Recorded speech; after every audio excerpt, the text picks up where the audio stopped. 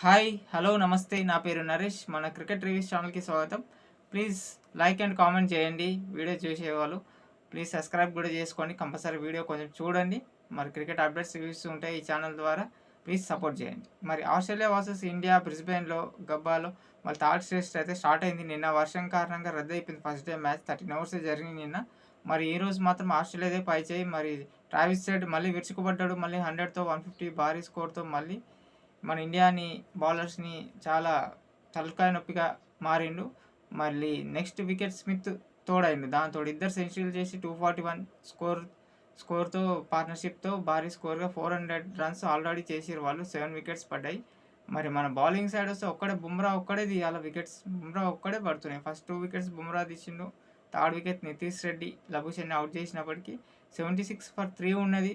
మళ్ళీ ఇప్పుడు 406 ఇద్దరు కలిసి 241 పార్ట్నర్షిప్తో భారీ స్కోర్స్గా 406 ఫర్ 7. ఇంకా గ్రీస్లో క్యారీ ఉన్నాడు. క్యారీ స్టార్క్ ఉన్నారు. మరి రేపు ఎంత స్కోర్ చేస్తారో డిక్లేర్ చేస్తారా? మరి థర్డ్ డే రేపు అయితే మ్యాచ్ రిజల్ట్ అయితే రేపు తెలిసిపోతుంది. నేను అంటున్నాను మ్యాచ్ అయితే విన్నింగ్ ఛాన్స్ ఇండియాకి చాలా తక్కువనే. ఇంకా మరి బ్యాటింగ్ బాగా ఆడితే ఆ డ్రా అయిన అవకాశం ఉంది. ఎందుకంటే వర్షాలు ఉన్నాయి అంటే 450 డే వరకు. వర్షం కారణంగా డ్రా అయ్యే ఛాన్సెస్ ఎక్కువ ఉన్నాయి అంటున్నారు. మరి మన బ్యాటింగ్ పైన కూడా చాలా ఆధారపడి ఉంది. రేపు మన బ్యాటర్స్ ఎట్లా స్పందిస్తారో వాళ్ళ బౌలింగ్కి ఆ గ్రౌండ్లో అనేది వెయిట్ చేయాలి. మన రేపు అయితే రిజల్ట్ తెలిసిపోతుంది.